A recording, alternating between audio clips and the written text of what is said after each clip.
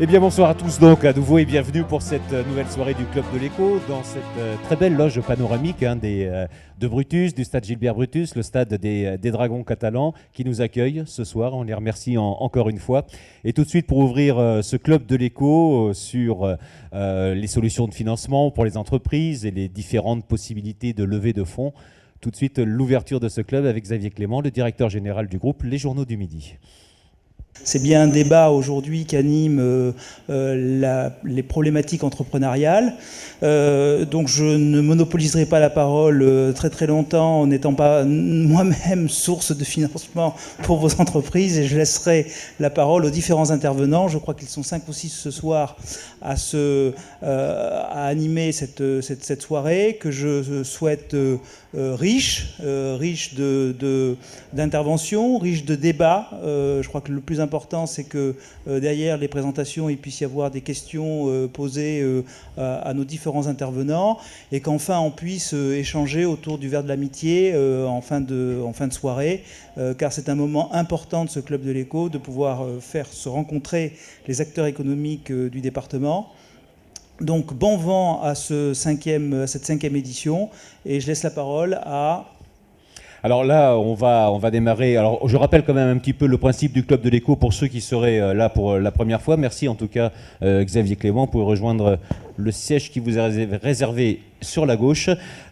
Toujours donc 3 tables rondes, entre guillemets. On essaye à chaque fois de faire tenir la soirée en 1h30 et puis nous aurons 2 interventions préliminaires juste avant de rentrer dans le vif du sujet.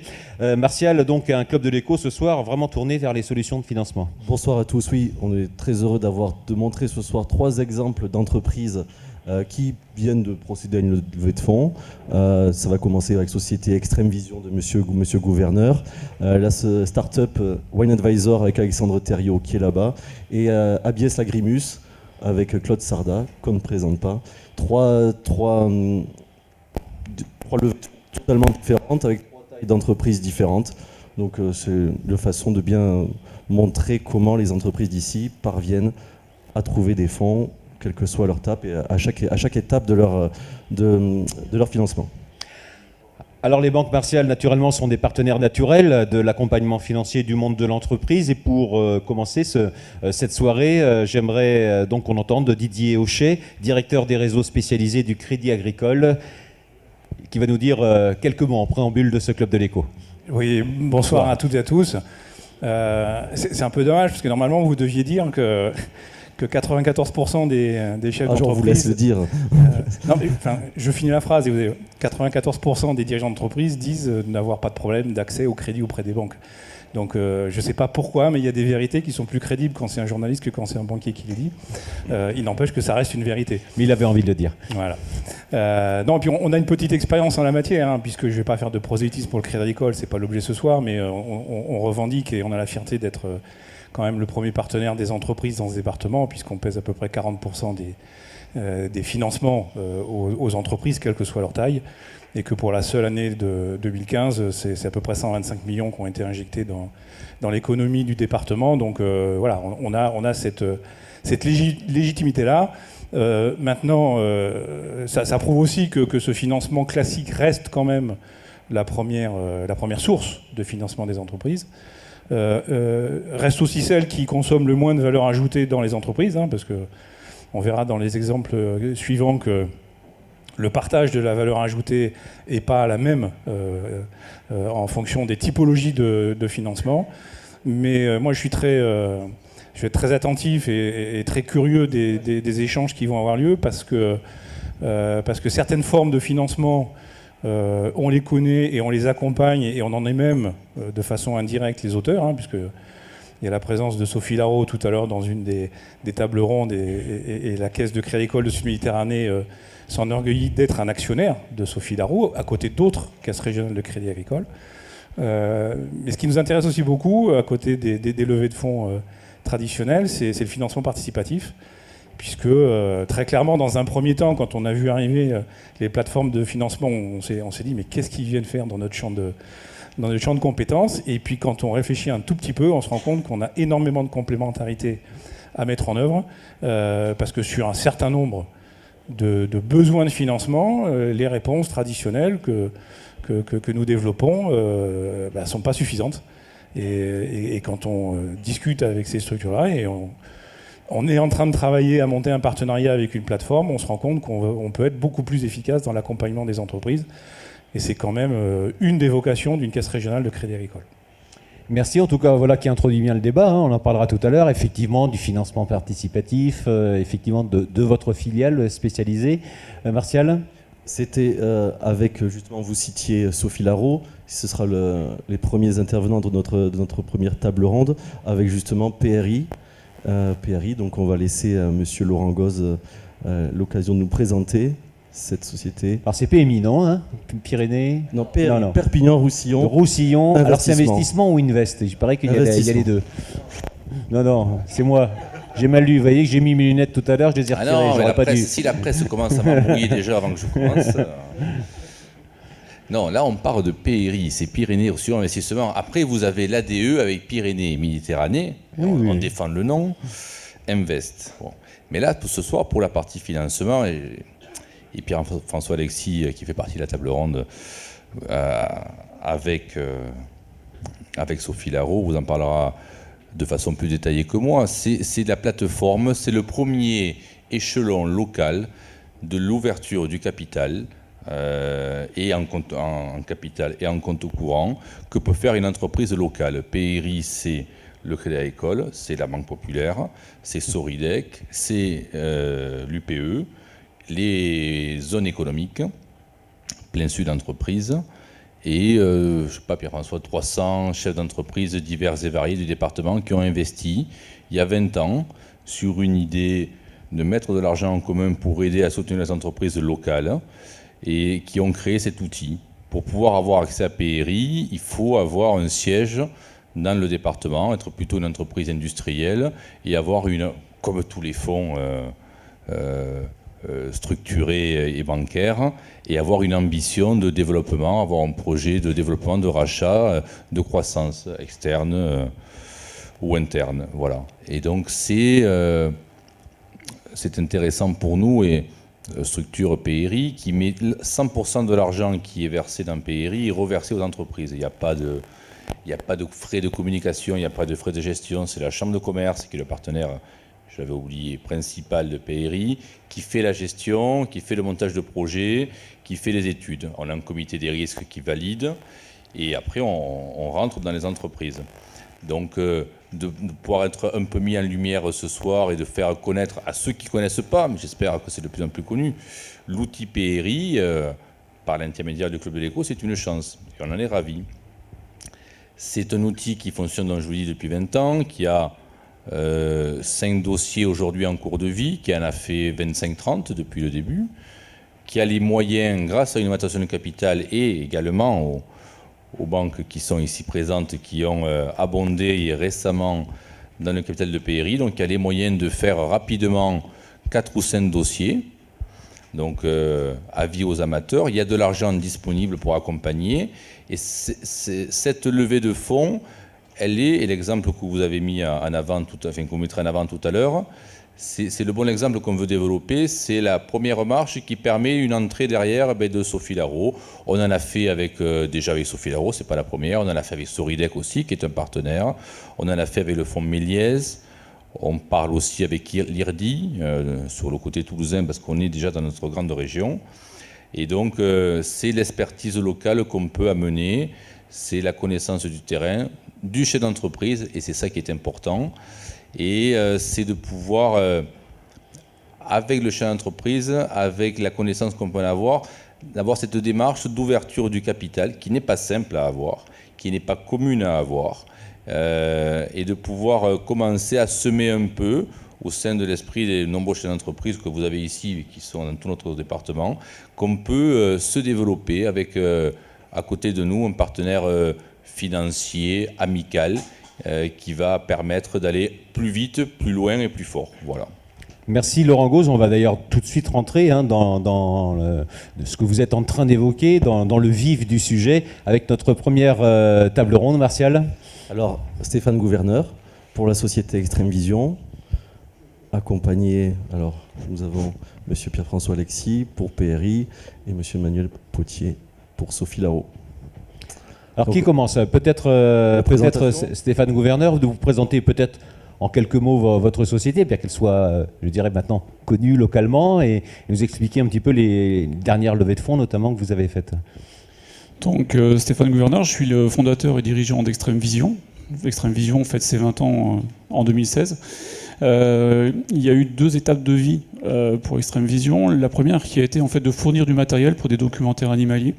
On a travaillé donc pendant une dizaine d'années pour la télévision, le cinéma. Et l'orientation économique de la télévision ne correspondait plus au modèle économique de la société. Et comme on avait des capacités technologiques qui pouvaient correspondre à d'autres secteurs d'activité, on a analysé là où on pouvait avoir une meilleure croissance. Et on s'est dirigé en fait vers le marché militaire. Marché militaire qui est un marché important. Et on avait 2 solutions. C'était soit de devenir sous-traitant de grands comptes, comme Sagem, Thales, EDS, soit de créer notre propre gamme de produits et de l'imposer au fur et à mesure du temps.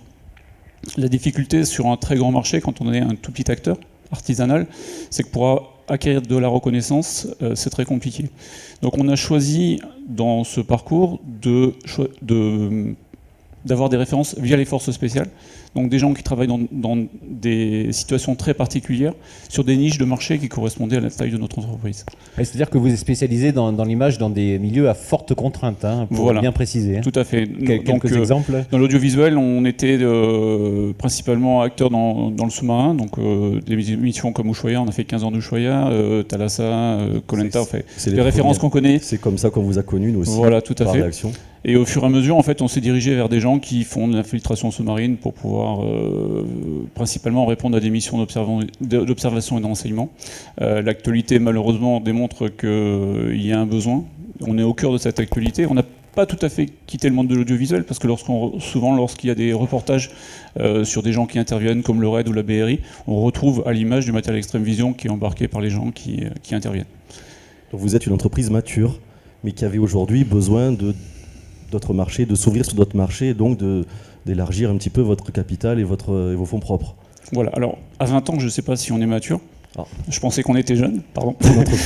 Donc ça, 20 ans, c'est entreprise. Moi, la maturité, effectivement, ça correspond aussi à un besoin pour le dirigeant de ne pas brûler des étapes. C'est-à-dire que au départ, on est très bon technicien. Ensuite, on est manager, puisqu'on a de plus en plus de personnel. Et ensuite, il faut être bon gestionnaire. Or, à l'école, on nous apprend d'avoir un très bon bagage technique, mais gérer les sociétés, ça ne fait pas partie du cursus technique. Donc il faut apprendre ces étapes, et si j'avais, parce que une levée de fonds, j'y pense depuis longtemps, si j'avais brûlé ces étapes, en fait, j'aurais pas eu suffisamment de maturité pour mettre à profit, pour pouvoir avoir le bon dialogue, les bons réflexes, pour pouvoir gérer, on va dire, autant d'argent.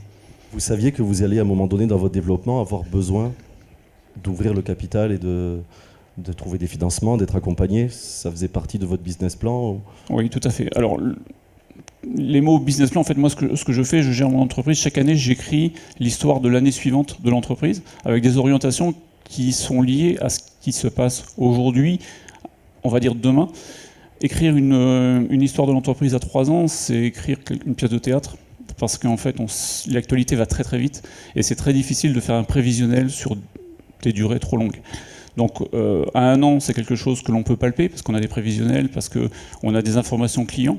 Notre durée de vie pour acquérir une affaire dans le milieu militaire, c'est 2 ans. Donc, entre le moment où on commence à étudier l'expression de besoin et on livre le matériel, on fait la recette du matériel, il y a 2 ans qui se sont passés.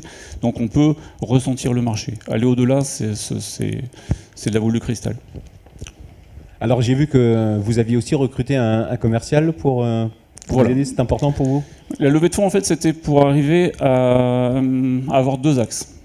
Pas devenir gros, mais devenir fort. C'est-à-dire face à des clients qui demandaient des engagements financiers importants, c'est-à-dire voilà, on a les reins suffisamment solides pour tenir. Quand on fait une étude qui dure 6 mois, qui a 1 mois de recette et qu'on est payé à 45 jours, en gros, on a un délai de paiement qui est de l'ordre de 8 mois. Donc il faut pouvoir tenir au niveau des ressources financières. Et l'autre aspect, c'était qu'on a un très bon savoir-faire, mais on a une reconnaissance qui est dans un milieu qui est très fermé, qui est un milieu des forces spéciales, et qui, par essence, on n'en parle pas de ce qu'on fait. Donc, faire de la publicité sur quelque chose dont il ne faut pas parler, c'est très compliqué. Sauf ce soir. Et Un petit encore. peu. Et encore. Un petit peu. Voilà. Et donc, si vous voulez, le but, c'était de monter. On avait plein de produits dans les tiroirs qu'on avait développés, généralement à titre de démonstrateur, à titre quasiment unitaire. Et ces produits pouvaient être dupliqués à la fois en France, dans des secteurs dont j'avais pas le temps d'aller démarcher, de prospecter, et également dupliquer ce modèle économique à l'export. La difficulté, c'est que l'export, c'est pas parce qu'on va dans un pays et qu'on agite le produit qu'on a une commande de suite. Donc, une nouvelle fois, il faut avoir une réserve financière pour pouvoir laisser le temps au temps et récolter des commandes au bout de 1 ou 2 ans. Donc voilà.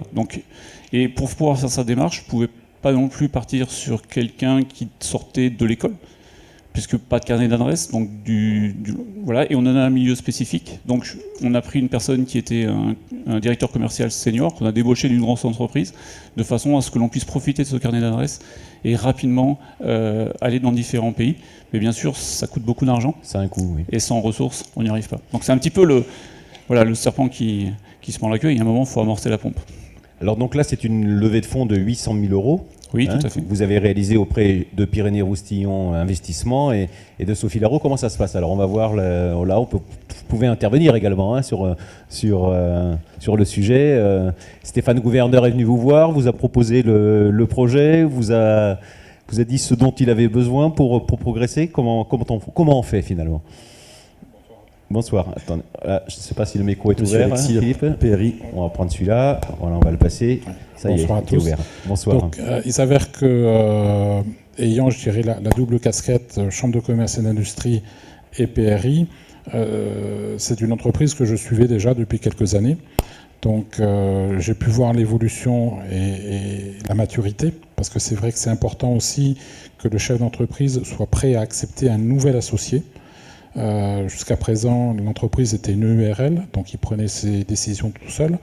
Et il faut aussi être prêt, il ne faut pas simplement vouloir l'argent. Il faut accepter aussi du conseil, de l'échange.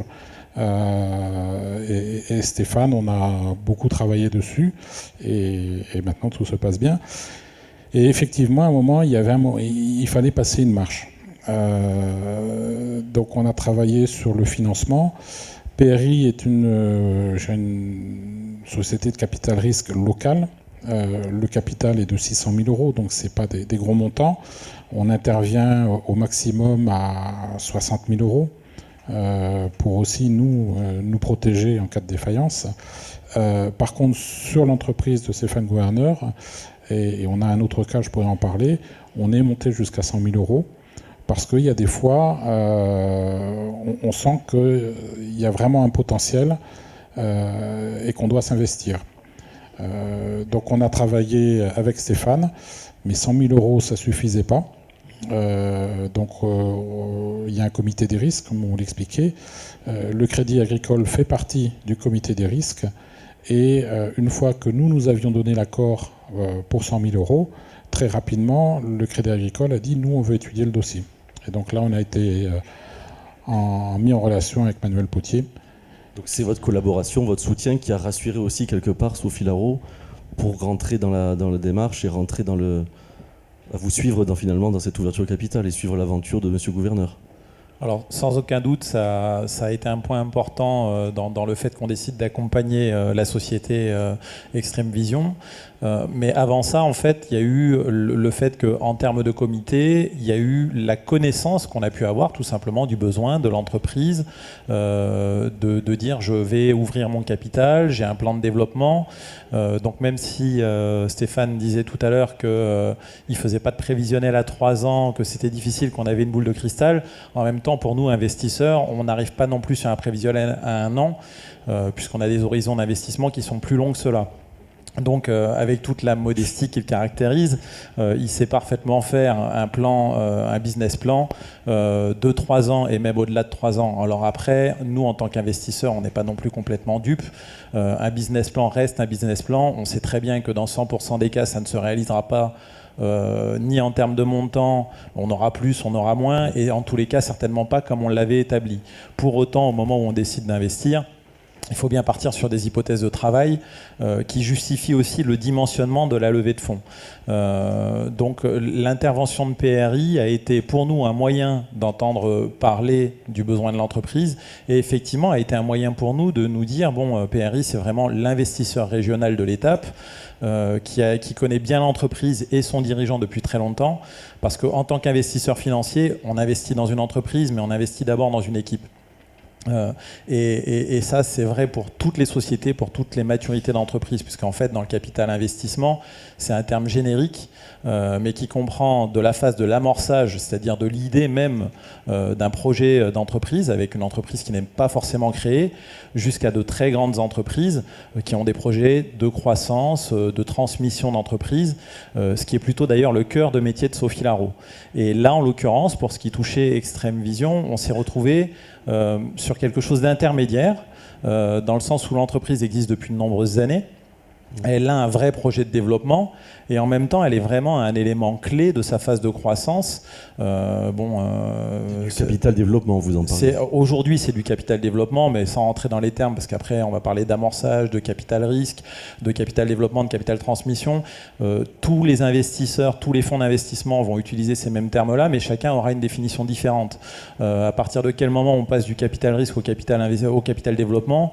Moi, je vais vous donner ma définition maintenant. On en reparlera dans un an. Elle sera peut-être un petit peu différente. Et puis, dans la foulée, si dans la salle on a d'autres investisseurs, elle sera encore différente. Pour nous, en tous les cas, Sophie Larreau, le capital investissement, c'est à partir du moment où l'entreprise commence à gagner de l'argent pour équilibrer ses charges. Donc, elle n'est pas encore riche à millions, mais en tous les cas, elle a un chiffre d'affaires qui lui permet de ne pas perdre d'argent. Et ça, depuis une certaine durée, donc on va dire 1 exercice, 2 exercices. Mais on est vraiment au cas par cas, parce que notre choix d'investissement, il est sur le projet, mais d'abord et avant tout sur l'équipe. Bon, alors l'équipe, effectivement, Extrême Vision... C'est 10 salariés, je crois, Stéphane ? Oui, avant que PRI et Sophie Larreau interviennent, on était 7. Oui. Jusqu'à il y a 2 mois, on était 9. Le mois prochain, on est 11. Et en mois de septembre, on sera 13. Donc c'est aussi un effet de levier qui est important. C'est-à-dire qu'il faut maintenir l'emploi en région. Et en créer. Et on crée, bien sûr. Donc on crée du chiffre d'affaires, donc des taxes locales, de la TVA, de l'activité. On maintient l'emploi. On est une vitrine aussi, puisqu'on est dans des secteurs un petit peu particuliers. Extrême Vision a une certaine renommée. On est là ce soir. Donc je pense que c'est positif. Alors là, c'est quand même une levée de fonds importante par rapport au chiffre d'affaires. J'ai vu sur votre site donc, que votre chiffre d'affaires 2015 était de 700 000 euros, je crois. Donc là, on est sur une levée de fonds de 800 000. Donc c'est un dossier qui est lourd pour vous, qui est dans une moyenne. Quelle est à peu près la moyenne de votre investissement sur des dossiers de ce type ? Alors, sur des dossiers de ce type, je vais avoir du mal à vous le dire. La moyenne, c'est le ticket qu'on a réalisé, puisqu'en fait, on est vraiment sur un dossier atypique en termes de taille, effectivement. Alors, sans parler de dossiers de ce type, dossiers dans l'année. Je vais quand même répondre à votre question. Mais pour ce qui touche à Extrême Vision, effectivement, l'entreprise fait 700 000 euros de chiffre d'affaires. Ça correspond à notre ticket d'investissement aujourd'hui, pour la part Sophie Larreau, puisque la levée de fonds est de 800 000 euros. On a nous-mêmes apporté 700 000 euros. Ce qui correspond à peu ou prou à notre ticket moyen d'investissement, mais tout secteur d'activité confondu. En gros, par exemple, Sophie Larreau, qui existe depuis presque 33-34 ans aujourd'hui, a été réactivée, on va dire, puisqu'elle a connu une phase de réflexion sur le type d'investissement qu'elle devait réaliser, et donc a été réactivée il y a un peu plus de 3 ans maintenant, 3 ans et demi. Sur ces 3 années écoulées, on a investi 11 millions d'euros sur 14 entreprises. Donc après, faites la moyenne, mais finalement, on n'est pas très très loin de cet horizon-là. Sachant que là, pour le coup, il faut bien reprendre les termes qu'on évoquait tout à l'heure, à savoir que quand on est dans du capital risque, donc la société est déjà créée, elle a des premiers clients, un produit ou service existant, mais elle ne dégage pas encore la rentabilité qui lui permet seule de couvrir la totalité de ses charges de fonctionnement. On fait plutôt des tickets d'investissement de l'ordre de 200 à 300 000 euros. Et pour du capital développement, on fait des tickets d'investissement de 1 million d'euros. Je vais juste rebondir sur le fait qu'on est 100% filiale de Crédit Agricole, donc on est pour autant un investisseur et qu'on entretient d'excellentes relations avec nos actionnaires, donc le Crédit Agricole de Sud-Méditerranée, le Crédit Agricole du Languedoc et Crédit Agricole SA, donc la structure parisienne. Mais pour autant, lorsqu'on investit, on a un rôle d'actionnaire, ce qui veut dire aussi qu'on échange des informations en tant que comme n'importe quel autre actionnaire et qu'il ne nous appartient en aucun cas d'avoir un échange sur ces informations-là avec la banque pour bien dissocier les éléments. Et donc l'impact important du groupe Crédit Agricole par rapport au dimensionnement du ticket d'investissement dont vous parliez, c'est une fois que je dis je fais par exemple un ticket moyen de 700 000 euros, c'est bien, mais le projet de l'entreprise, il n'est pas réfléchi en fonction de la capacité de l'investisseur à dire je vais apporter tant, je vais apporter tant, je vais apporter tant. Donc on a des exemples en fait où on travaille avec d'autres investisseurs régionaux ou à plusieurs investisseurs régionaux, on crée un pool d'investisseurs où on est capable d'amener 5 millions d'euros.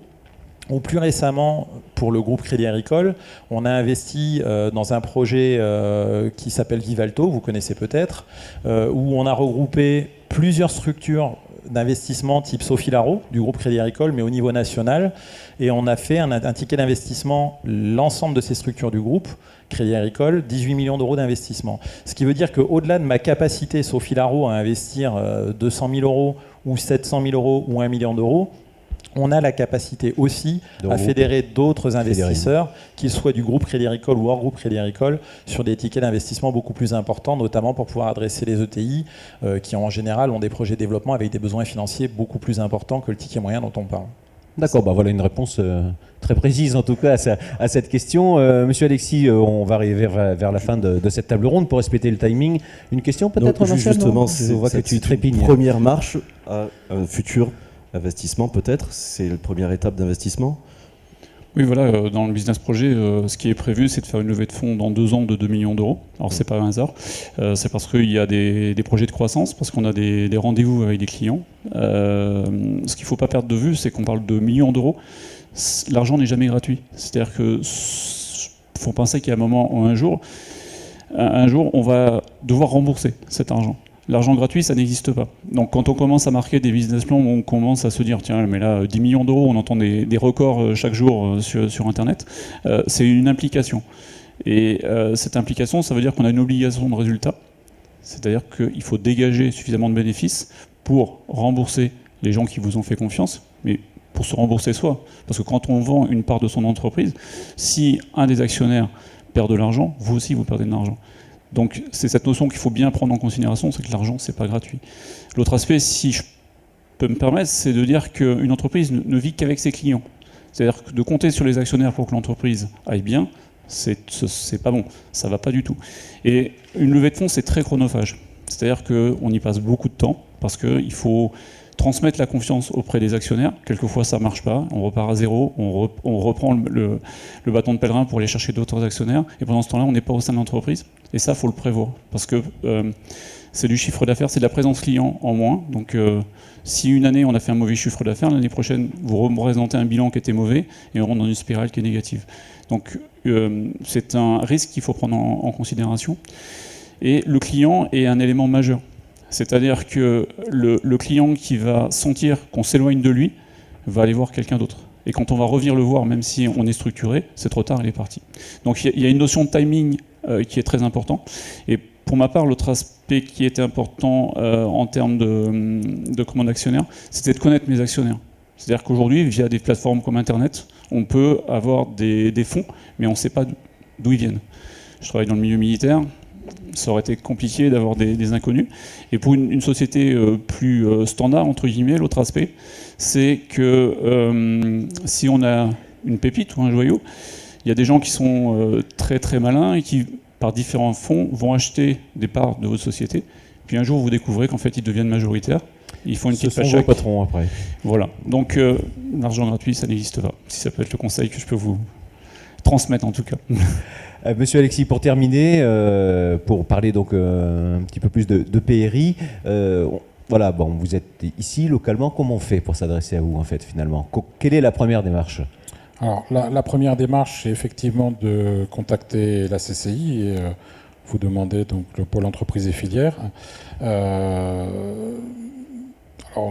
deux cas, soit je connais déjà l'entreprise et ça va assez vite, avec la réserve de toute façon qu'une levée de fonds, ça prend du temps.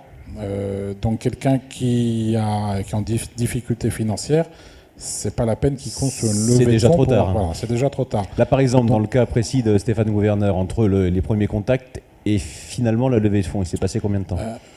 Au niveau de PRI, nous, on a donné notre accord le 2 juin. et on a libéré les fonds le 22 décembre. D'accord. Puisque Et la première rencontre avait eu lieu avant le mois de juin ou... Avant le mois de juin, oui, mais oui. Non, mais c'est pour retracer le parcours. La rencontre avait eu lieu effectivement avant le mois de juin. Après, alors, donc entre 6 mois et 1 an, quoi. Faut compter 6 mois. C'est ça, oui, monsieur tout à Potier? fait. Oui. Ouais. Alors nous, ça a pris aussi 6 mois puisqu'on est arrivé au mois de juin, mais effectivement, ce qui est vraiment important pour un chef d'entreprise, c'est de ne pas attendre que la situation n'aille pas, parce qu'à ce moment-là, on n'a plus envie d'y aller, on est actionnaire, et en tant qu'actionnaire, j'allais dire que si l'entreprise ne va pas bien, je cours mon risque d'actionnaire, c'est-à-dire que les créateurs de projets vont peut-être perdre de la valeur de l'entreprise, mais nous aussi par rapport à notre investissement. Donc c'est pas le bon moment pour réfléchir à une levée de fonds. Et il faut effectivement quelques mois et il faut que ça soit structuré en amont. 6 mois, c'est un temps moyen normal. 4 mois, c'est un temps extrêmement rapide, on va dire, pour réaliser une levée de fonds. Mais en général, de toute façon, un chef d'entreprise qui réfléchit à une levée de fonds, il a déjà lui-même besoin d'avoir une certaine maturité pour se dire je vais ouvrir mon capital à des gens que je ne connais pas au départ. Donc il y a quand même une relation intuitu-personnée qui se crée, qui est très très forte. C'est-à-dire qu'il faut que le chef d'entreprise ait d'une part envie d'ouvrir son capital, il faut ensuite qu'il ait envie de travailler avec les interlocuteurs avec lesquels il va travailler, donc nous, en tant que société et en tant que personne, parce qu'on va quand même passer pas mal d'années de notre vie ensemble à échanger beaucoup d'informations avec des moments plutôt euphoriques et des moments difficiles aussi. Donc tout ça, ça se prépare vraiment très en amont. Et il faut, je pense, compter facilement 6 mois à 1 an. Donc finalement, pour terminer, monsieur le gouverneur, si votre prochaine levée de fonds est dans 2 ans, vous vous préparez déjà pour l'année prochaine Alors, moi perso, j'ai préparé la levée de fonds pendant 3 ans. En fait, si vous voulez, il y a un temps de maturation. Oui. Et puis, il faut choisir le bon moment. C'est-à-dire que dans ces 3 ans, j'aurais peut-être pu le faire plus tôt, mais j'étais pas prêt. Et donc, ensuite, il faut aller chercher différents actionnaires, il faut se présenter. Il y a des actionnaires qui vous disent oui, on va réfléchir, ça prend 2, 3, 4 mois. Puis au bout de 4 mois, vous dites ah ben non, tout compte fait, on a choisi quelqu'un d'autre. Et donc vous repartez. Et donc il y a tout un parcours quand même qui est assez long. Et je pense qu'une année pour arriver à aboutir complet, à partir du moment où on a son dossier qui est bien préparé, ça permet d'être tranquille et de se dire que l'on va aboutir. Merci en tout cas à tous les trois. Je crois beaucoup. qu'on peut applaudir nos intervenants pour ces vraiment explications très claires, très intéressantes. Un petit mot, monsieur Potier? Juste un petit mot par rapport à ça. Donc j'ai bien précisé qu'on était filiale à 100% du Crédit Agricole. Sachez que pour ce qui est de nous rencontrer, on n'est pas actionnaire uniquement avec les entreprises qui sont clientes du Crédit Agricole. D'accord ? On a vraiment un rôle d'actionnaire, Sophie Larreau. Nos actionnaires nous apportent des fonds propres, on investit sur les fonds propres qui sont apportés. On est actionnaire aujourd'hui, et demain ce sera encore le cas, d'entreprises qui ne sont pas clients de Crédit Agricole et de d'autres entreprises qui sont clients de Crédit Agricole. Elles le deviennent après Il n'y a pas ou de pas lien. Elles le deviennent si elles le souhaitent. Oui. Nous, ça nous va bien qu'à un moment donné, il y ait cette relation-là. Parce que finalement, c'est le Crédit Agricole qui nous apporte les fonds qu'on va investir, mais il n'y a pas d'obligation, il n'y a pas de lien de cause à effet. Voilà. Donc on peut être contacté par l'intermédiaire des réseaux Crédit Agricole, ce qui a été le cas en l'occurrence, mais on peut très bien être contacté directement ou nous-mêmes rencontrer directement des entreprises sans être passé directement par les réseaux Crédit Agricole. Donc je voulais dire ça pour que les gens ne se disent pas, si je ne suis pas client Crédit Agricole, il ne s'agit pas de contacter Sophie Larreau pour discuter de la position d'actionnaire. Les deux choses ne sont pas liées. Ok, le message est passé. Merci en tout cas à tous les trois pour cette première table ronde. Je vais vous inviter à laisser votre place et à être remplacé, Martial, par nous accueillons nouveaux Abia Badia, intervenants. Voilà, il va y avoir BPI un France et la société One Advisor, représentée par le cofondateur Alexandre Thériault. One Advisor qui est donc...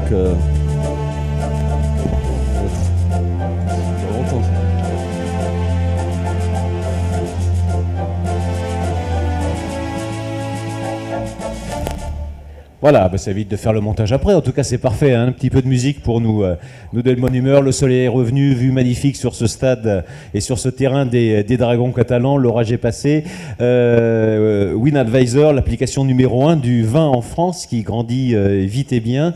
Mais le réseau social du vin. Le réseau social du vin, Martial, une application que tu apprécies particulièrement. Non ? Une jeune entreprise qui est née en 2015, qui a un peu plus d'1 an d'existence aujourd'hui, je pense.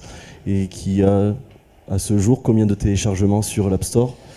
Alors bonsoir à tous. On a plus de 300 000 téléchargements en moins d'un an. 50% des téléchargements, c'est des téléchargements qu'on appelle organiques. Donc c'est des gens qui en parlent autour d'eux. L'application s'y prête puisque OneAdvisor, c'est au-delà d'une application vin, m-commerce et social, c'est la capacité avec l'application de prendre en photo l'étiquette de la bouteille et en 1,6 seconde d'avoir accès à la fiche technique du vin et bien évidemment de pouvoir le commander en 2 clics, soit auprès du producteur, soit auprès d'autres partenaires. Voilà. Donc 300 000 téléchargements et bien évidemment comme toute start-up, c'est le principe d'une start-up, on a besoin de financement et pour ça on a fait appel à plusieurs acteurs dont la BPI et bien évidemment des business angels et des fonds. Alors, je crois qu'on a d'ailleurs un business angel, la personne d'Emmanuel Stern qui est là sur notre gauche, membre du club de l'écho, faut-il le rappeler. Donc comment ça s'est passé finalement cette prise de contact? Alors, juste pour prendre un peu de recul, en fait, il y a 5 phases clés dans une start-up, il y a 5 points clés. Il y a bien évidemment l'idée, il y a le business model, il y a l'équipe dont on a pas mal parlé, qui est super important, surtout quand on est dans un environnement de capital risque, où bien évidemment on parie avant tout sur l'équipe et les fondateurs. Il y a le financement, c'est le sujet du jour, et puis il y a un autre sujet qui est le timing. Le sujet le plus important sur les 5, c'est le timing. Le financement, finalement, ce que disait Didier en préambule, c'est pas si compliqué que ça. Aujourd'hui, j'ai aussi une autre activité depuis 2010 qui est sur la région. C'est une petite structure qui s'appelle Brands for Web qui fait 4 millions d'euros et on a 6 personnes à Saint-Charles. À partir du moment où on a un bon business model, une bonne équipe, aujourd'hui, c'est, je dirais, assez aisé de trouver des financements. Alors, la première étape pour une start-up, ça commence par d'abord ce qu'on appelle la love money. C'est en français, non pas l'amour de l'argent, mais l'argent de l'amour. C'est quoi? C'est finalement, il faut d'abord finalement investir. Donc, nous, on a eu la chance d'avoir, grâce à ma première activité, un fonds de départ assez important. Et à partir de là, on a fait une première levée autour de Business Angel. Donc, c'est finalement le réseau qui nous a beaucoup aidé. Donc, En 2 mots, Business Angel, pour ceux qui ne connaîtraient pas, c'est un... Alors, Business Angel, c'est finalement des entrepreneurs à titre individuel qui, aujourd'hui, investissent au sein de structures et qui n'ont pas que le rôle d'investisseur pour certains et qui vous accompagnent également dans votre stratégie. Et ça, c'est très important, c'est de bien choisir aussi ces Business Angels, que ces Business Angels soient aussi en phase avec votre secteur. Nous, on a la chance aujourd'hui d'avoir des grands acteurs du vin, des grands acteurs du web et des serial entrepreneurs aussi à travers ces Business Angels. Et c'est important d'être bien entouré à ce niveau-là parce qu'il y a un effet miroir en fait qui est très intéressant. Quand on a une start-up, on a un peu la tête dans le guidon. On passe jour et nuit sur son projet et c'est toujours bon de prendre du recul et d'avoir autour de soi une aide assez judicieuse avec une expérience bien évidemment. Donc on a fait appel à des business angels et le deuxième levier ça a été la BPI. Je suis fier d'être un entrepreneur français parce que la BPI est un mécanisme qui est juste génial. C'est vrai que quand on est une start-up et que finalement on n'a pas d'historique, donc on rentre pas forcément dans le scope, dans le focus des banques. La BPI permet de jouer le rôle de la banque dans cette phase d'amorçage. C'était ça, c'est de l'amorçage parce que justement vous aviez besoin de fonds de roulement, de trésorerie pour démarrer l'activité. C'est ça. Au démarrage, si vous voulez, on avait, nous, investi à titre personnel 250 000 euros pour donner quelques chiffres. On a fait appel à 4-5 business angels qui, eux, ont mis 150 000 euros, ce qui nous a fait, je dirais, des capitaux propres à hauteur de 400 000 euros. Et dès qu'on a réuni ces 400 000 euros, il est important de faire appel à la BPI dès ce moment-là, puisqu'on a un levier de 1 pour 1, c'est-à-dire que grâce à des processus qu'il nous présentera, notamment l'ADI, l'aide développement à l'innovation, eh bien, on a pu avoir de la BPI un prêt de 400 000 euros. C'est super important parce qu'en fait, c'est un prêt, c'est pas une dilution au niveau du capital. Donc, du coup, on reste maître à bord et on a un prêt qui nous permet d'aller vite. Aujourd'hui, dans le digital, encore plus au niveau application, la concurrence n'est pas que française, elle est mondiale. On doit aller vite. Ça passe par le financement et ça passe par la BPI. Alors, bon, on reviendra avec vous, bien sûr, Monsieur Thériault, mais bon, comment dire, vous avez fait une passe, on est dans un stade de rugby, une belle passe à Monsieur Albert Badia. Donc, un mot quand même sur la BPI, puisque c'est quand même un organisme, une banque récente. Je crois que la création, c'est 2012. Exactement, vous pouvez 2012, en fait, juste nous donner un petit peu En préambule, je remercie d'abord les partenaires du Club de l'Éco de nous avoir invités aujourd'hui, parce que c'est vrai que c'est intéressant et c'est des sujets qui nous portent, qui nous intéressent, et c'est bien aussi de diffuser un peu le sujet BPI France, surtout avec des beaux témoignages comme aujourd'hui. BPI France, donc 2012, mais avant BPI France, il y avait pas mal de structures. BPI France est du rapprochement de plusieurs sociétés, plusieurs structures, toutes filiales de l'État ou Caisse des dépôts consignation, je rappelle. Je citerai Oseo, je citerai la BDPME, je citerai bien sûr l'ANVAR pour l'innovation, tout ça. Donc le but, en fait, c'est, aujourd'hui, BPI France, c'est accompagner les entreprises, quel que soit leur stade, on va y revenir bien entendu, accompagner dans leurs besoins d'investissement, de leur création, de leur développement, de leur transmission, les accompagner sur différents modèles. Donc je ne vais pas faire le catalogue, ça serait un peu long et fastidieux, mais le but, c'est trouver une réponse, toujours aux côtés des investisseurs, toujours aux côtés des banques, parce que oui, nous sommes banque publique d'investissement, mais nous ne sommes pas une banque au sens quotidien en fait. Nous, on travaille sur un projet, on l'accompagne, et on vient faire l'effet de levier, et je reviens dans le cas de Wine Advisor. BPI France, c'est 3 leviers aujourd'hui, c'est l'investissement, avec différents moyens d'intervention, le prêt, la garantie, l'innovation, on va y revenir, comment financer l'innovation, c'est un vrai sujet, comment trouver les ressources pour financer l'innovation, et le troisième sujet, c'est l'international, aussi, qui est un levier très important pour justement, on l'a dit un peu, ça se passe en France et ça se passe aussi ailleurs. Voilà. Donc sur l'innovation, le sujet est intéressant parce que on est venu, comme l'a dit M. Thériault, très bien, il a d'abord cherché à trouver le projet. Hein, c'est vrai qu'à la base, quand même, c'est le projet, l'idée, qui est quand même très bonne. Et quand l'idée est bonne, parfois ça ne suffit pas. Voilà, donc vous avez fait le tour parce que vous savez très bien une idée, ça se porte, ça se finance. Avant qu'elle soit rentable, ça consomme beaucoup de trésorerie, j'invente rien. Donc à partir de là, premier réflexe, on tourne un peu autour du réseau pour lever des fonds. On sait très bien que ces fonds-là, il ne faut pas attendre de les griller pour les réaffecter, donc effet de levier. Donc il s'est dit, je vais voir BPI France. Non pas que les banques n'ont pas de rôle, les banques ont un rôle dès le départ dans la création d'une entreprise, mais c'est vrai, elles n'ont pas le rôle de se situer un investisseur par définition. C'est peut-être encore trop tôt au moment où elles se créent pour aller voir un investisseur comme Sophie Larreau. Donc là, il y a le fameux amorçage, il y a le fameux delta, qu'est-ce que je fais? Voilà. Donc là, un des réflexes, il a été bon, BPI France, et donc là, ça s'est fait par le réseau aussi. Hein. Je citerai les chambres consulaires qui ont un réseau très puissant également pour tout ce qui est l'innovation, qui nous permettent de remonter auprès de nous des dossiers qui méritent et qui sont dans nos cordes. Et donc là, on travaille sur le projet, sur les besoins. Voilà. Est-ce qu'on est sur des besoins de 50 000, 100 000, 200, 400, voire au-delà? Et comment on les finance? Et donc, sous forme de prêt, en l'occurrence, là, ce que je dis, ce que a dit M. Thériault, c'est que par rapport aux besoins qui sont définis, BPI France peut financer l'innovation par des prêts sur une durée de 4, 5, voire même 7 ans, sans garantie, des prêts soit au zéro, soit des avances remboursables. Le but, encore une fois, c'est de booster le sujet innovation, booster les ressources pour que le projet puisse aller loin, puisse aller fort, et très rapidement ensuite, très rapidement quand ça marche bien, N+2, N+3, les banques sont là, prennent le relais, les investisseurs, pour continuer justement et passer la phase de l'amorçage. C'est ça l'amorçage justement, quand une entreprise n'a pas encore un chiffre d'affaires pour aller voir une banque qui excède un risque. Mais le gros important. travail du coup c'est le projet. Voilà, même si c'est difficile, c'est savoir voilà, le projet, quelle est la cible visée, quelle est l'innovation propre au projet. Voilà. Donc c'est vous qui jugez de la pertinence du projet et qui croyez au projet. C'est vous qui prenez la décision. Moi, ça serait prétentieux, donc c'est pas moi, mais il y a un comité d'experts. D'accord. Voilà. Mais quand un comité d'experts, c'est toujours, je pense, assez intelligemment, c'est fait de concert, en fait, souvent avec le conseil régional, le fonds régional d'innovation, je le cite parce que c'est quand même très important. En l'occurrence, là, l'enveloppe que vous avez citée a été partagée avec la région. D'accord. Donc en fait, on est sur des ressources. Donc 200 000 euros BPI France, mais 200 000 euros menés par la région, ce qui permet encore une fois de booster encore une fois le fameux effet de levier.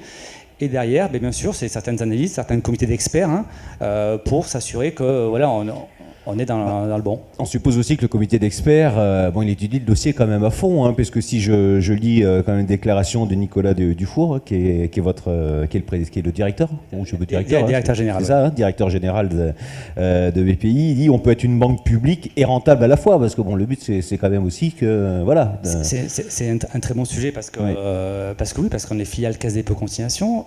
Aujourd'hui, on ne fonctionne pas avec des budgets de fonctionnement, pour être clair en fait. On fonctionne sur nos fonds propres, donc en fait, on a différentes activités. Et bien sûr, donc la retour sur fonds propres de l'ordre de 7% à peu près, d'après ce qu'a annoncé. Voilà, après, c'est vrai que c'est toujours les chiffres, et c'est toujours ça dépend. De votre directeur. Bien entendu, non. C'est les bons, mais voilà, après, c'est vrai, on a différentes casquettes, différentes interventions. On a aussi l'investissement, le fonds propre. Hein, donc c'est vrai qu'aussi qu'il y avait des taux de retour différents que ceux par rapport aux prêts. En l'occurrence, l'innovation, c'est des prêts à taux zéro. Voilà. Donc là, le sujet, c'est pas faire la rentabilité. Le sujet, c'est donner les ressources pour que le projet aboutisse. Il y a d'autres thématiques après qu'on facture, qu'on rémunère différemment pour que l'ensemble s'équilibre en tant qu'on a un compte de résultat, hein, comme tout établissement bancaire. Par contre, voilà, sur l'innovation, le but, c'est soit de l'avance, soit du prêt à taux zéro pour que justement l'entreprise n'a pas encore les ressources de nous rembourser. Le but, c'est de lui donner le maximum d'effets de levier. Alexandra ? En fait, la BPI nous a permis de financer dans cette phase d'amorçage ce qu'on appelle le proof of concept, c'est l'application en fait. On démarre d'une feuille blanche, on avait beaucoup d'investissements tant sur l'outil de reconnaissance d'étiquette que sur l'application en tant que telle. Une fois cette étape avec la BPI, on a eu une application. Cette application a été l'application 20 la plus téléchargée en France. Et avec cette application et les différents chiffres clés autour de cette application, on a pu après aller voir des investisseurs, donc en l'occurrence des fonds et des business angels pour pouvoir passer une étape supplémentaire aujourd'hui dans le cadre de notre projet. D'autant que c'est une application qui est toujours en mouvement, puisque bon, je suis allé voir hein, sur votre site, vous en êtes à la combienième version? Alors, Wine Advisor, juste, c'est 10 emplois dans le département. C'est une application sur iOS, donc l'application la plus téléchargée en France. C'est aussi une application sur Android. On est capable de reconnaître 2,8 millions d'étiquettes à travers le monde. On est présent dans 176 pays, c'est la magie de l'application, c'est-à-dire qu'il y a une personne dans 176 pays qui a téléchargé au moins notre application. On est en français et anglais par défaut. Voilà, c'est une magnifique aventure. C'est un marché fabuleux pour une start-up puisque la France est le pays par excellence consommateur de vin. Donc pour nous, c'est un marché juste génial qui est l'équivalent du marché des États-Unis. La France représente 12% de la consommation mondiale du vin. Les États-Unis également 12% avec plus de 300 millions d'habitants et la Chine également 12% avec plus d'1,2 milliard. Donc on est sur un marché qui est juste exceptionnel. Et vous développez l'application, c'est grâce notamment au fonds que vous avez, grâce notamment à l'accompagnement de BPI France. Vous avez maintenant une application pour la gestion d'une cave à vin. C'est grâce à justement cette aide que vous pouvez développer les différents outils de l'application. En fait, il y a deux étapes. La première, c'est quand vous montez une application, l'idée c'est de faire que les utilisateurs soient satisfaits. On parle de l'expérience utilisateur en fait. C'est un peu comme à la télé, ça ne nous plaît pas, on zappe. Les applications sont pour la plupart maintenant gratuites.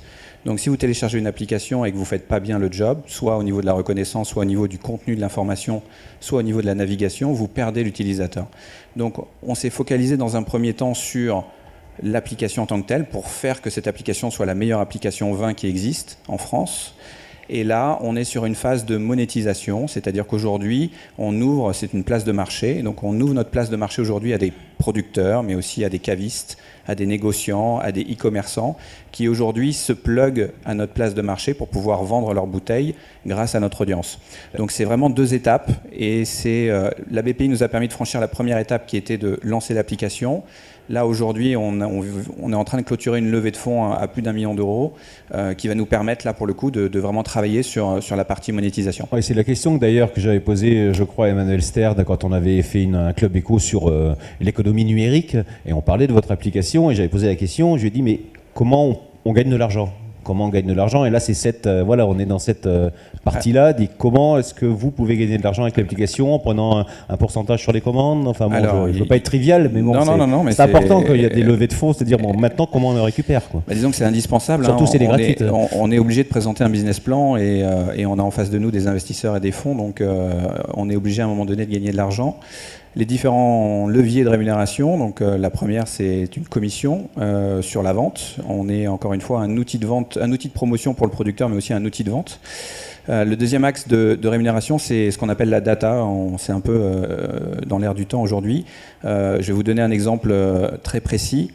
La marque Moët & Chandon qui fait une publicité sur des abribus en 4x3 dans la région parisienne pendant la période des fêtes, pour gagner en notoriété, en visibilité, ne connaît pas son retour sur investissement. Nous, aujourd'hui, on est un des seuls acteurs à savoir qui consomme quoi grâce à l'application. Ça veut dire que potentiellement, on a 400 000 personnes qui ont scanné une étiquette Moët & Chandon, peut-être 100 000 qui ont dit que voilà, ce champagne était noté plus de 8 sur 10, etc. Donc nous, on est en mesure d'aller voir une maison comme Moët & Chandon et lui dire, voilà, on sait qui c'est qui a soit acheté, soit consommé votre bouteille.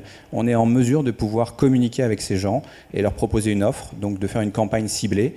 Donc ça, c'est un autre axe de rémunération, bien évidemment. Après, le troisième, c'est le média commerce. Donc c'est l'idée de mettre en avant des domaines à travers des publicités un peu fines ou des recommandations. Donc voilà, donc c'est ces trois axes de rémunération qu'on a aujourd'hui à travers l'appli. Voilà, et vous pensez dans l'avenir être rentable ou commencer à gagner de l'argent à partir de quelle échéance? Alors, c'est une très bonne question. C'est très difficile. Très intéressé par l'argent, c'est comme ça. Je reprenais l'intervenant Extrême Vision qui disait qu'en fait, le business plan, c'est vrai que c'est indispensable de le faire sur 3 ans aujourd'hui. Mais c'est très difficile d'avoir une... en fait, on fonctionne plutôt sur des roadmaps assez courtes, de 6 mois à 1 an. Le point mort, il est en 2018. Donc voilà, il va falloir attendre un petit peu. Donc dans 2 ans. Bon, c'est ça. Et d'ici la fin de l'année, on prévoit d'avoir 1 million d'utilisateurs. Et l'objectif, c'est d'être la plus grande communauté en France et bien évidemment d'attaquer d'autres pays comme l'Espagne et l'Italie. Car ces 3 pays, France, Espagne, Italie, aujourd'hui représentent 40% de la production mondiale du vin. Donc c'est un marché colossal. C'est vrai qu'en plus, on est relativement bien placé à Perpignan. Même si votre application n'est pas spécialement... C'est un super endroit pour pouvoir tester l'appli, pour pouvoir tester également la relation qu'on a avec les producteurs. C'est la région la viticole la plus importante au monde, donc on est bien placé, ouais. La région où vous téléchargez le plus ? Alors c'est Paris malheureusement, voilà, c'est la région parisienne, mais la région Languedoc-Roussillon vient en... Il y a plus de monde aussi. Ouais, c'est ça, la région Languedoc-Roussillon vient en 3e position, donc c'est pas mal. Alors, Monsieur Badia, juste à vous, parce que là, on parle d'une start-up, mais enfin, BPI, c'est pas que des start-up. D'ailleurs, je crois que, bon, quelquefois, on vous considère un peu comme la banque des start-up, et c'est pas forcément l'essentiel de votre activité. En fait, c'est vrai qu'aujourd'hui, là, c'est un exemple de start-up, et je dirais que aux différentes étapes qu'elle va vivre, on va essayer de l'accompagner. C'est des pépites qu'on aime accompagner aux différents stades, et nos interventions également varient en fonction de la maturité, c'est un mot que j'entendais tout à l'heure, en fait, de l'entreprise. Mais aujourd'hui, nos interventions vont de la start-up à l'entreprise mature, au grand groupe, à l'ETI. Voilà, on est vraiment sur un écart type très très grand au niveau de nos interventions. Et aujourd'hui, ce qu'on veut, c'est vraiment proposer, nos interventions à toutes les entreprises, parce qu'on travaille encore une fois que pour les entreprises, et travailler au maximum notre partenariat avec les banques et les réseaux consulaires pour qu'aujourd'hui, nos interventions soient connues de tout le monde. Voilà. Donc aujourd'hui, start-up, pourquoi on communique beaucoup là-dessus ? Parce que c'est toujours... Voilà, c'est toujours une belle pépite comme c'est le cas aujourd'hui. Forcément, ça donne envie. Et aussi, ce qu'on veut, nous, c'est donner envie aux gens d'entreprendre. Voilà. Il y a un aspect dynamique, novateur. Bien sûr, tout à fait. Mais aussi, il ne faut pas oublier aussi celles entreprises qui existent déjà, qui veulent croître aussi, qui ont parfois des contraintes également de croissance. Il faut aussi les accompagner. Donc, en fait, il faut trouver, nous, des vecteurs d'accompagnement, quelle que soit l'entreprise, quel que soit son stade de maturité ou de reconversion, de repositionnement.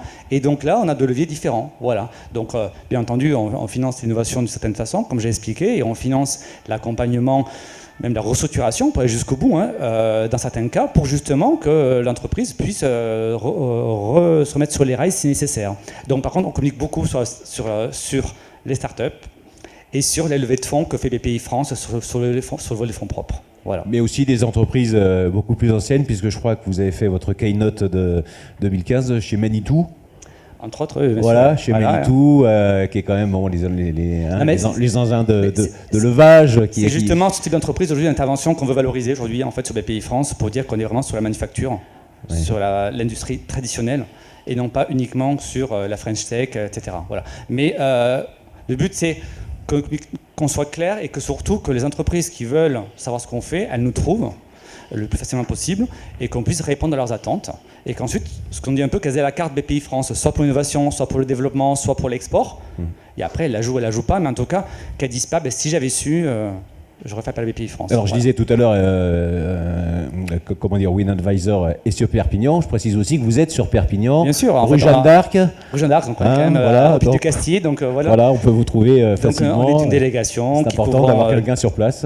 On est 8 sur place. Et vous occupez, je crois, de l'eau des DPO. De l'eau des DPO, et on est rattaché à la direction régionale à Languedoc-Roussillon, car dans cette grande région, nous avons 2 directions régionales. Voilà. Très bien. Martial, peut-être une autre question ? La carte BPI France, c'est un atout aussi pour aller démarcher derrière d'autres partenaires financiers pour prolonger le développement? Alors, en effet, il y a un effet de levier quand on travaille avec la BPI, notamment dans le cadre de levées conjointes, puisque les investisseurs sont plus enclins à vous financer et si la BPI vous accompagne, puisqu'il y a encore une fois un effet de levier au niveau du prêt et non pas de l'equity, du capital.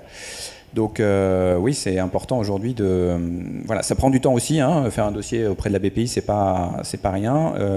Il y a en effet un comité d'experts, j'étais assez impressionné par le nombre d'experts lors du comité. Ça, c'est sur le volet innovation en fait. Oui, Voilà. sur le volet innovation, oui. Donc Parce que voilà. la part du risque qui est plus importante. Complètement. Donc voilà, donc ça prend du temps. C'est un peu comme les levées de fonds. J'en sors tout juste. C'est très compliqué et il faut avoir une bonne équipe pour pouvoir justement pouvoir déléguer sur les tâches importantes et opérationnelles sur lesquelles on vous attend, bien évidemment, dans le cadre de votre business plan. Merci en tout cas Alexandre Thériault, merci à monsieur Albert Badia. On peut les applaudir également pour Merci à vous. cette intervention très intéressante en tout cas, qui nous éclaire sur d'autres moyens de financement. C'était le cas avec BPI France.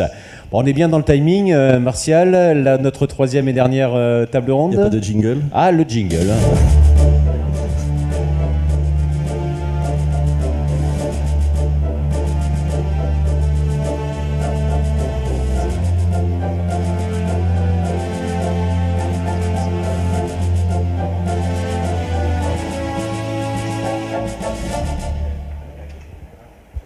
Voilà, avant notre troisième table ronde, on va peut-être libérer Alexandre Thériault qui a ce soir, je crois, une soirée chez un de nos partenaires du Club de l'Écho. Hein, avec Emmanuel Stern. Jacques Hilos, Emmanuel Stern aussi, soirée dégustation de vin, une soirée sur le thème du vin chez Austen Vino Macané, chez Jacques Hilos, voilà, qui vont nous quitter. Et on les remercie d'autant plus d'être venus ce soir où ils étaient bien occupés. Notre troisième et dernière table ronde, Martial. Alors c'est un outil complémentaire dont on parle beaucoup en ce moment, c'est le crowdfunding ou le financement participatif.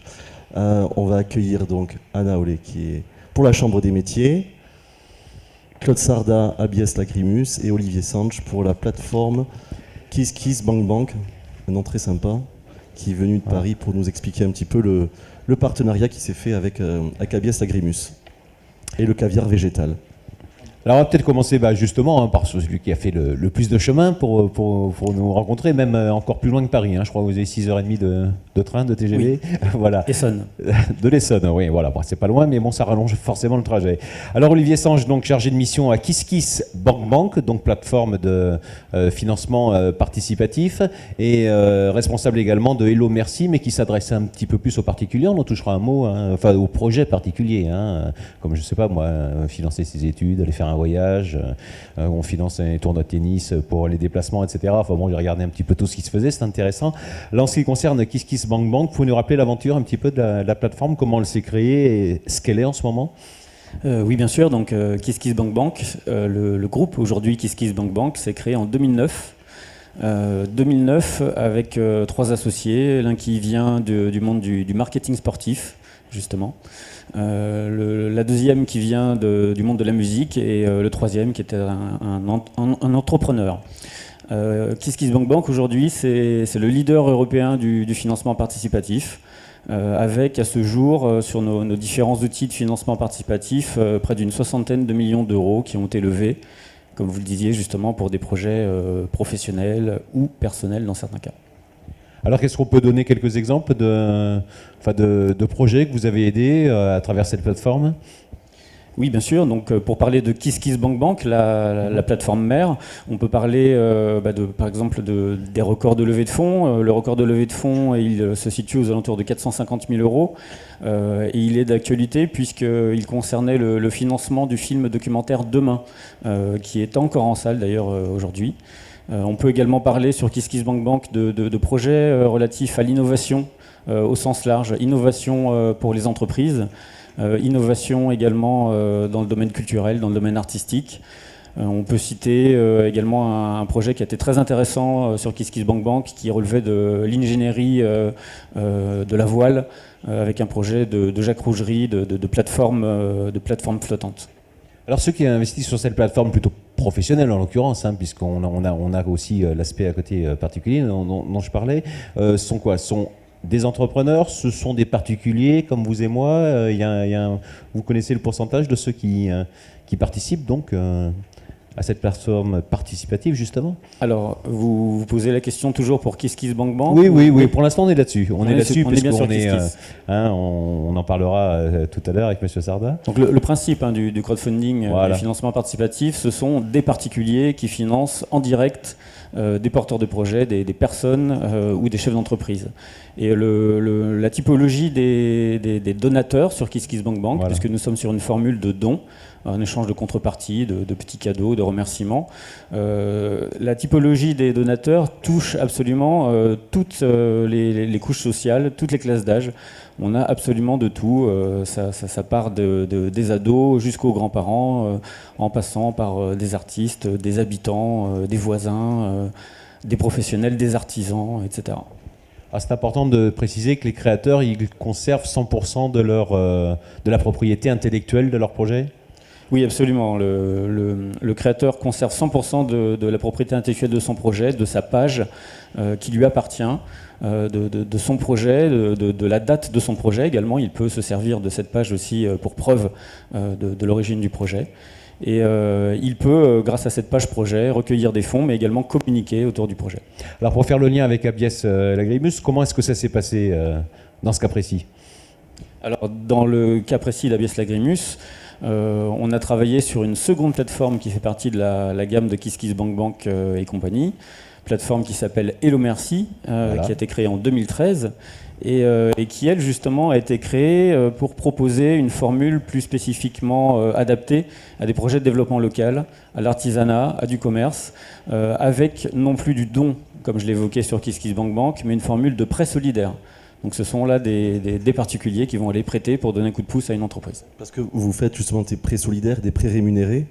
Quelle est la différence? Alors la différence, effectivement, elle est sur la rémunération, comme le nom du prêt rémunéré l'indique. Sur Hello Merci, on est encore une fois sur un outil de développement local avec des prêts qui sont plafonnés à 10 000 ou 15 000 euros maximum, prêts solidaires.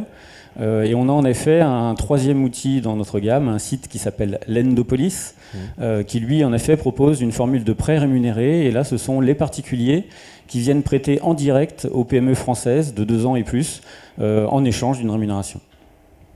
Alors peut-être l'expérience donc de M. Sarda, vous pouvez nous en dire un mot, comment ça s'est passé concrètement? Bon, bonsoir tout le monde. Ça s'est bien passé puisque finalement on est arrivé au bout, parce que c'est pas évident au début, quand on se lance dans un projet de financement participatif. Moi c'était le deuxième. Alors c'était quel projet exactement? Alors c'était pour financer un projet d'innovation sur une nouvelle gamme de produits que je lançais qui s'appelle les perles florales, le caviar végétal des Pyrénées, où l'été dernier j'avais fait distiller de la lavande, du sapin et du romarin, et puis j'ai eu l'envie, l'idée de les présenter sous forme de perles, de caviar, et donc qui devaient servir à élargir la gamme et à toucher notre cible de clientèle d'épicerie fine et de grande restauration. Et donc étant basé la société sur Olette, je suis au cœur du parc naturel des Pyrénées catalanes, et donc j'ai de très bons contacts avec le PNR. Qui est présent ce soir d'ailleurs. Qui sont là, oui, tout à fait, Alexandra et Dominique, qui sont quelque part dans la salle. Voilà. Et donc, en fait, c'est avec elle que j'ai eu cette idée, donc j'avais ce projet de faire ce financement participatif. Et donc, ils avaient initié un partenariat avec Hello Merci et KissKissBankBank. Et donc, le PNR, à l'époque, à ce moment-là, n'était partenaire avec Hello Merci, si je me souviens bien. Et donc, c'est pour ça qu'on a choisi cette plateforme Hello Merci, donc, qui était, en fait, c'est des prêts, donc comme l'a dit Olivier, donc on prête aux porteurs de projets et qui commencent déjà à rembourser. C'est vrai qu'effectivement, tout à l'heure, quelqu'un a dit que l'argent n'est pas gratuit. Bon, ben, ça fait déjà 2 mois que j'ai commencé, puisque le projet est arrivé à terme en fin janvier, et donc que j'ai déjà commencé à rembourser les premiers prêteurs qui avaient apporté, qui avaient abondé. Et ensuite, à côté du PNR, s'est joint la Chambre des métiers. Et donc, j'ai eu la chance d'avoir 2 mentors importants, puisque ça aussi, c'est une notion importante de parrains qui sont venus crédibiliser aussi vis-à-vis des éventuellement prêteurs. Donc, qui vous avez repéré déjà en amont, puisque Anna, vous l'aviez déjà repéré, c'est vous qui êtes allé contacter M. Sarda. Oui, bonsoir à tous. Donc effectivement, au départ, j'avais détecté Abies Lagrimus comme une entreprise artisanale qui innove, puisque au départ, c'est quand même un produit assez original, puisque Claude Sarda a eu l'idée de récolter les pignes de pin du Canigou pour en faire un sirop de sapin et donc décliner toute une série de produits innovants destinés aux professionnels de l'alimentaire et aussi à la pharmacie. Donc j'ai voulu proposer à Claude Sarda de participer à un concours qui récompense les entreprises artisanales qui innovent. Et suite à ça, donc, on a travaillé en partenariat et il souhaitait faire une campagne de financement participatif. Donc j'ai utilisé le réseau et j'ai donc pris contact avec le PNR, avec Alexandra Dardillac, qui était elle-même en contact avec Olivier Sang, puisqu'ils étaient en train de monter un outil. L'objectif, donc, c'est d'aider les entreprises à réussir leur projet de développement et de collecter des fonds de façon différente via le financement participatif. Ce qui est très intéressant aussi sur le financement participatif, et notamment pour les petites entreprises, c'est aussi une étape qui permet de faire une campagne de communication très importante. Ça permet de faire une étude de marché, mais aussi une campagne de communication, de tester à travers son réseau et les internautes, de voir si le projet plaît, puisqu'il s'agit quand même de séduire dans un premier temps toutes ces personnes qui vont prêter ou donner de l'argent sur un projet local, en fait, différent. C'est un bon sondage, quoi. Exactement. Ça a permis de préparer aussi une campagne de communication, ce qui n'est pas forcément évident parfois pour nos artisans. C'est peut-être ce qui est le plus compliqué des fois, c'est comment on travaille une campagne de communication en utilisant tous ces nouveaux réseaux, tous les réseaux sociaux, en utilisant la plateforme. On essaye d'inciter donc de plus en plus les entreprises à créer des vidéos pour montrer le projet. C'est une étape importante sur une collecte. Il faut donner envie en fait, parce que ça se développe beaucoup. Moi, je me suis amusé à aller un petit peu sur les plateformes, tout ça, et c'est vrai que bon, il faut se faire la place, il faut se faire remarquer, il faut donner envie. Vous donnez des conseils pour ça, vous? C'est effectivement un exercice de communication, Anna l'a très bien dit. C'est aussi l'intérêt de l'outil. On lève des financements, mais on communique. Et en effet, il faut savoir se mettre en avant. Donc ça, c'est un savoir-faire. C'est une occasion aussi de mener une véritable campagne de communication sur lesquelles, effectivement, nous accompagnons chaque porteur de projet via des listes de conseils, via des tableaux de bord, selon un timing très précis de campagne de communication. Alors, comment on réagit quand finalement quelqu'un vient vous voir, comme Claude, et vous dit « Moi, je vais faire du caviar végétal ». Ça frappe quand même, non? Ça interpelle. Oui, ça interpelle et ça intéresse. Pour ce qui nous concerne, nous, chez KissKissBankBank et compagnie, ça nous interpelle par nature dans le sens où c'est de l'innovation. Encore une fois, je l'ai dit tout à l'heure, le financement participatif a émergé en France autour de projets innovants et qui, dans certains cas, n'ont pas toujours, lorsqu'ils sont très originaux, une grille qui permet une analyse facile dans les circuits de financement traditionnels. Donc, par nature, les projets innovants trouvent très bien leur place en financement participatif. D'autant plus, là encore une fois, Anna l'a très bien expliqué, qu'on peut, par cet outil, faire un véritable test auprès du grand public. Alors, Claude Sarda, vous en êtes où maintenant de votre association? Vous avez commencé à rembourser, vous envisagez d'autres projets? Et à quoi a servi justement cette levée de fonds? Alors, l'objectif à la base, c'était donc de faire une campagne de communication autour des perles florales. Le financement était fait. Quand j'ai lancé le projet de financement participatif, ma banque m'avait déjà accompagné et avait financé la première production de ces perles. Maintenant, il fallait faire connaître, quoi. Voilà. Et le but, c'était maintenant de faire connaître. Donc, c'est pour ça que j'ai fait cette opération. Et comme l'a dit Anna, c'était également pour moi une opération de communication. Donc, ça a permis comme ça de bénéficier d'une audience locale, régionale. Ça m'a permis de trouver un nouveau client. Vous voyez, par l'intermédiaire, il y a un prêteur qui était un producteur de truffes en Lorraine, qui a misé un petit peu d'argent. Et puis depuis, on est en contact, il m'a acheté des perles, il les présente à ses clients, et on a un projet éventuellement de participer sur des salons communs. Donc ça permet même, vous voyez, commercialement d'ouvrir également un marché. Donc c'est ça qui est intéressant dans le projet. Et puis donc l'idée, voilà, c'était ça, c'était de se mettre en avant, de faire la communication, et puis d'avoir cette ouverture un petit peu plus locale, là, de faire reconnaître un petit peu plus l'entreprise, qui est un peu peu loin, hein, on est en haute montagne, donc de se faire un peu plus connaître sur le... Pour ceux qui ne vous connaissent pas encore, vous êtes basé où exactement? Alors, j'étais basé à Olette quand on a démarré le projet, j'étais sur Olette, et puis là, je bouge un petit peu, je reste sur le parc naturel. Alors, ça a été une question, effectivement, parce que sur un plan logistique, c'était peut-être plus facile pour moi de me rapprocher de Perpignan, parce que les clients sont ici, et quand il faut expédier des produits, même ailleurs en France ou en Europe, puisque j'exporte aujourd'hui, donc c'était plus facile. Et puis finalement, comme il y a eu un très bon accueil du PNR, j'ai décidé de rester sur place. La mairie de Sahorre m'a également très bien accueilli, et donc j'installe un atelier de production qui va démarrer le 15 juin.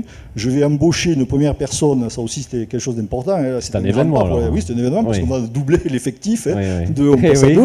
Du 100%. C'est quand même important, même si j'ai des commerciaux de VRP, mais là, dans l'entreprise, nous serons 2. C'est un jeune, d'ailleurs, ça aussi c'est quelque chose d'important, c'est quelqu'un de chez nous, donc qui a 25 ans, qui était ingénieur, donc qui va s'occuper et de l'atelier et du point de vente qu'on va mettre en place là-bas. Et l'idée surtout, c'est que maintenant que je serai installé sur Sahorre, c'est de faire venir les gens nous voir. J'ai été très sollicité, les gens me disaient mais vous faites votre sirop, comment vous faites, est-ce qu'on peut venir nous voir? Et c'est vrai que le local que j'avais à Olette ne s'y prêtait pas. Et là, avec Sahorre, le but c'est d'amener du monde. Je vais même créer un nouveau produit qui va s'appeler, j'en profite, j'en parle en 2 mots ici ce soir, ça va s'appeler les balades gourmandes, dont l'idée c'est d'amener des gens à 10h du matin sur le site, on les amène pendant 2 heures visiter la forêt, le massif du Canigou, on leur montre comment on fait notre cueillette, les plantes florales qui vont trouver et aromatiques tout autour du site.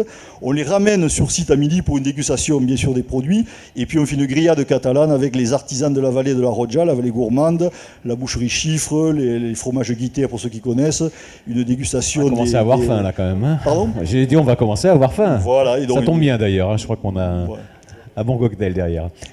Voilà, donc le projet est là, donc on va continuer. J'ai encore d'autres idées qui sont en maturation, mais vous voyez, bon, c'est pas par rapport aux 2 autres entreprises qui étaient avant moi. On reste sur un petit niveau aujourd'hui. Oui, mais enfin, on constate quand même si c'est à notre niveau, il y a une personne, mais c'est aussi de l'embauche, c'est aussi du travail, c'est aussi de l'emploi, et c'est aussi de l'emploi dans la région. Tout à fait, c'est du local. Et puis surtout, ce qui me tenait à cœur, c'était de partir de cette histoire ancienne et de nos anciens, de ce que faisaient nos anciens. Ils savaient retrouver dans la nature les bonnes choses, et puis montrer qu'une petite structure est capable aujourd'hui d'innovation. On n'a pas besoin aujourd'hui d'être à Paris ou d'être dans l'Internet, même si je m'appuie sur ces outils. Mais on parle beaucoup de start-up, moi je dis que j'ai créé une food-up. Donc je suis dans l'alimentaire et j'essaie aujourd'hui d'amener... C'est pas très catalan, ça. C'est pas catalan, mais quand on veut exporter aussi, il faut montrer, il faut se faire comprendre vers ses clients. Voilà. L'accompagnement de la Chambre des métiers a été important pour vous? Il est toujours important, hein, oui. Grâce, on peut le dire, il y a eu 2 prix qui ont été décernés aussi à l'entreprise, donc qui seront remis prochainement à Montpellier. Et puis il y a toujours des idées, je m'appuie sur les conseils, quand on a quelques projets, puisqu'il y a d'autres choses à côté, d'autres partenaires avec lesquels je travaille, je peux citer par exemple, aujourd'hui j'ai des partenariats avec Sugagro Montpellier, avec l'ENSAT de Toulouse, avec l'Université de Perpignan, donc là il y a un projet assez important que je suis en train de monter, donc je sollicite toujours les conseils et la relecture, en particulier d'Anna, sur les dossiers que je mets en place. Vous souhaitiez aussi dire un mot sur Initiative ?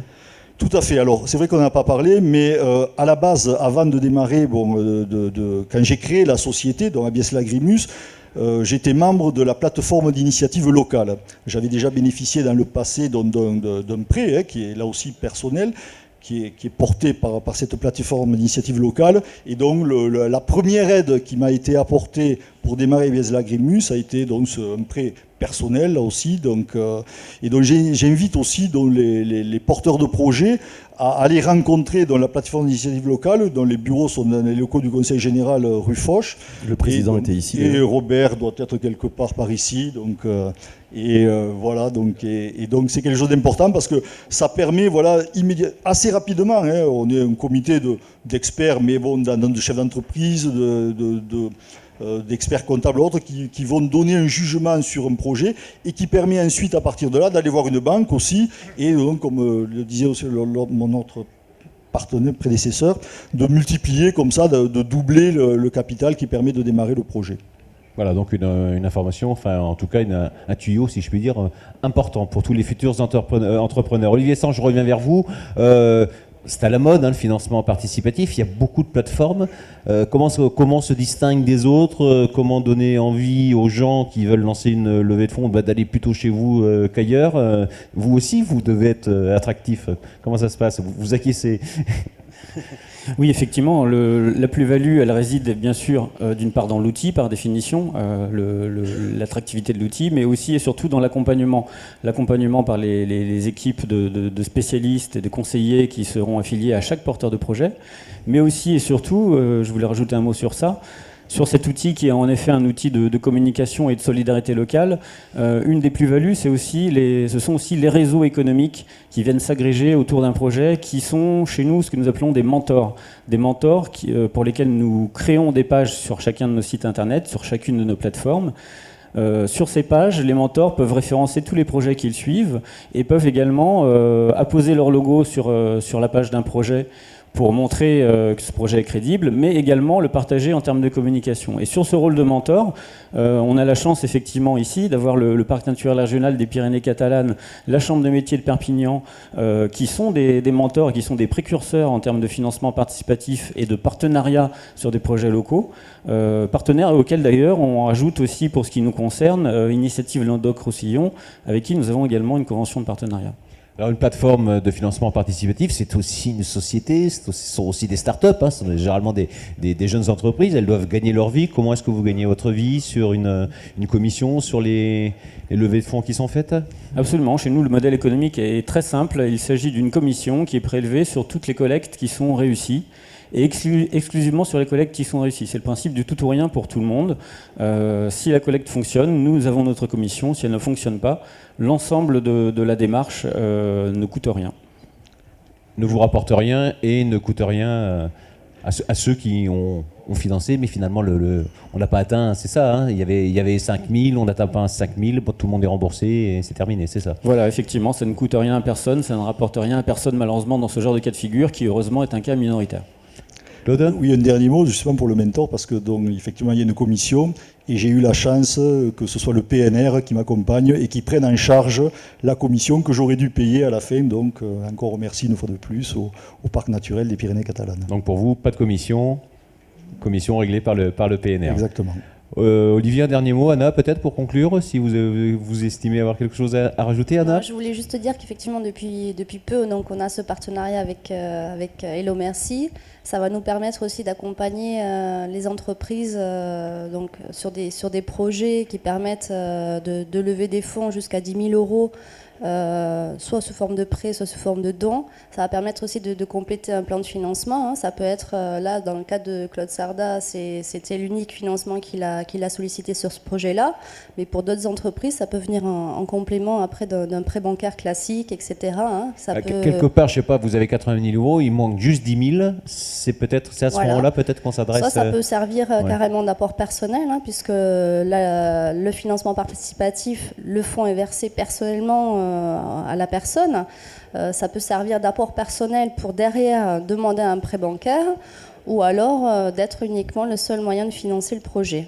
Donc c'est très intéressant pour nos entreprises localement sur des projets d'entreprises artisanales ou même d'autres types qui n'ont pas forcément des montants aussi élevés que ce qu'on a pu voir ce soir, mais qui permet une première étape de développement et de s'asseoir aussi sur un tissu local pour aider, se faire connaître.